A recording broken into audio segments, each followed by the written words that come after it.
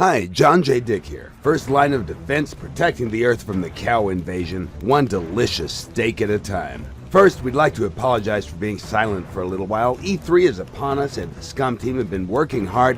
Alright, I'm gonna be honest with you guys. It's the cleaning lady. She blew the main fuse and the fuse box is high up on the wall, out of reach. Occasionally we have a power surge, like that one. So it's true. But let's get back to the game to cover one main topic, and that's the character creation process. To fully understand how human body simulation works in SCUM, we're going to go through the character creation process first. By now we've established that all characters in SCUM will be unique and that their skills and attributes will dynamically change in the game. There are four main attributes that define the character's physical and intellectual capabilities: strength, constitution, dexterity, and intelligence. They range from 1 to 5 and the average value is 3. For example, an intelligence of 3 represents an IQ between 90 to 110, which is considered to be an average IQ, while an intelligence of 5 would be something closer to a genius, like me. Players can always choose to increase attributes during the character customization process. Your favorite attribute will be boosted, but at the expense of taking points from your other attributes. It'll take a lot longer for you to build up low attributes than if they started from average. This is what we call a character specialization. Besides the most obvious things like entering a name, the first thing that influences metabolism is age. By selecting different age groups, you'll apply certain bonuses or penalties to your character's attributes. For example, younger people are more agile and have better dexterity, while older people have bonuses on intelligence. Now let's explain what specific attributes mean. Strength is linked with muscle power and muscle mass in general. It defines capabilities that perform actions that require strength, like carrying heavy objects, recoil control, or opening a jar of pickles. A greater strength usually means that your character will look better on the beach too, but be careful because bigger muscles also burn calories faster. Here you can see the most obvious difference between low and high strength. The prisoner on the left has a strength of 1 and is overburdened with 33 kilos of gear, even standing still and idle, while the guy on the right has a strength of 5 and can handle the same amount of weight much better. Once they start running, which is a very demanding action, the weaker guy on the left will run out of stamina much faster and will be forced to stop and rest. Here is how strength attribute can influence stamina directly, despite that stamina is actually defined with the character's constitution level and not strength itself. The second example shows how well a character can control the recoil of the rifle, depending on his strength.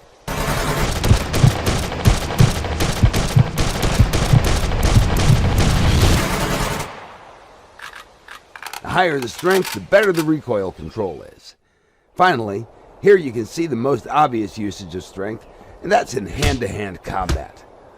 Although skill and speed are important, you shouldn't underestimate the size of your opponent. They might be slow, but they'll be able to knock you out easily and crush your nose like a grape.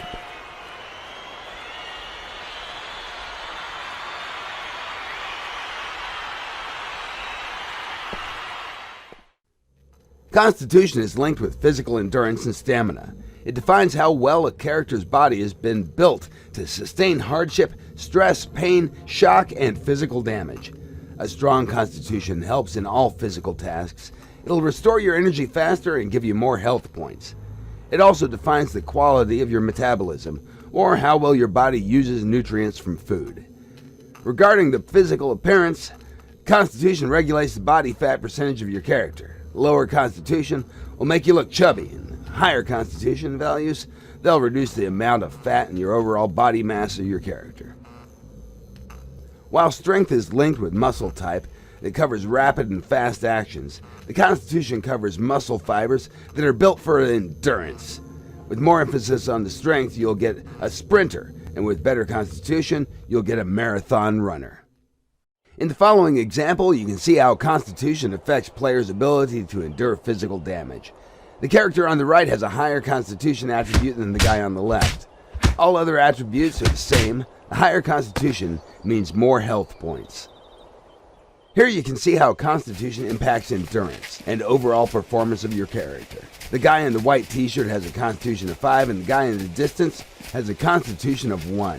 Other attributes are the same. The convict with the lower constitution has less stamina to start with. Running down the slope will reduce the stamina consumption speed slightly, but it'll nevertheless get tired very quickly. The body that's out of shape usually is not capable of dealing and considers heavy physical activity a stress. Because of that, it can sometimes fall into shock, resulting in severe muscle pain, dizziness, nausea, and vomiting. Good news is that if you keep exercising, your body will adapt and your constitution will improve. Dexterity is also linked with muscles, but in a way that controls how fast a character will move and perform everyday actions. It also influences reaction time and balance, keeping you safe from falling when you're getting back home drunk. Higher dexterity will reduce the total weight of the character, both fat and muscle mass. Here you can see how dexterity can influence the speed of performing daily activities of an average American, like reloading a handgun.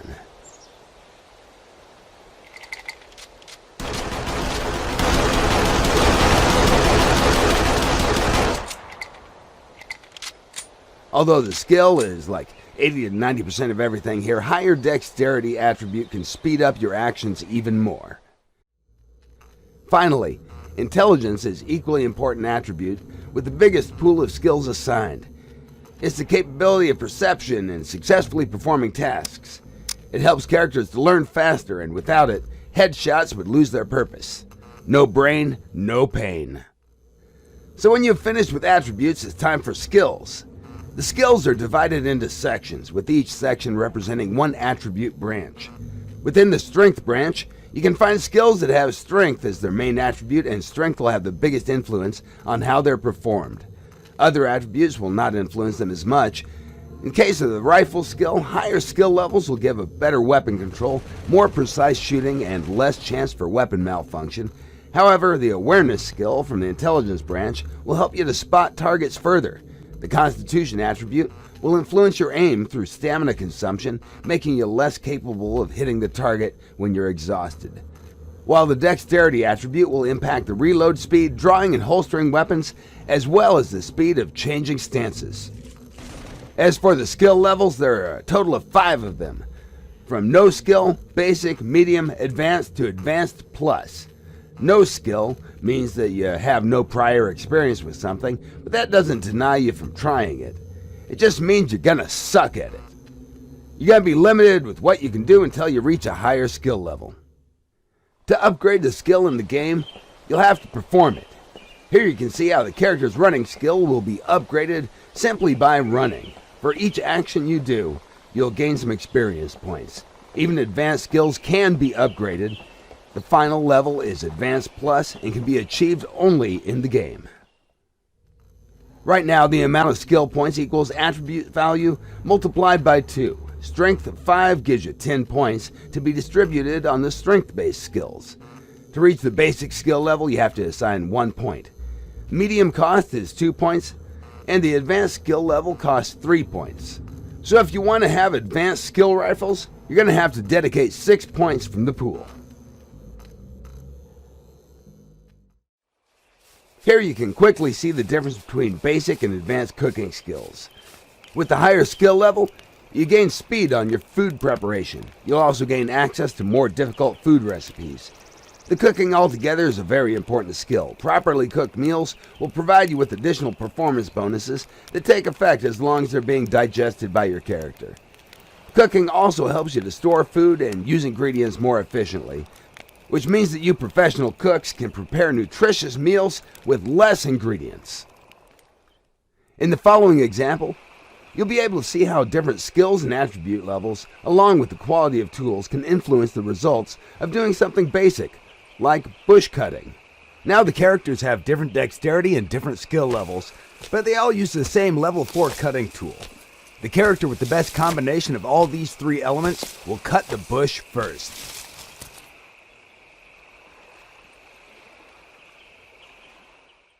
Here, the characters have the same dexterity and survival levels, but they have different tools. The guy on the left is using the stone knife, which is a level 1 cutting tool, while the character on the right has an axe, a level 4 cutting tool.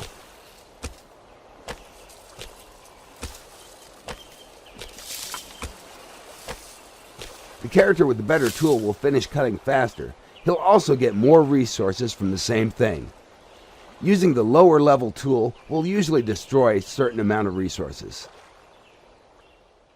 Finally, for those who don't want to bother with all this nonsense, we've added a magical super button that will create the perfect character by running very complex background subroutines.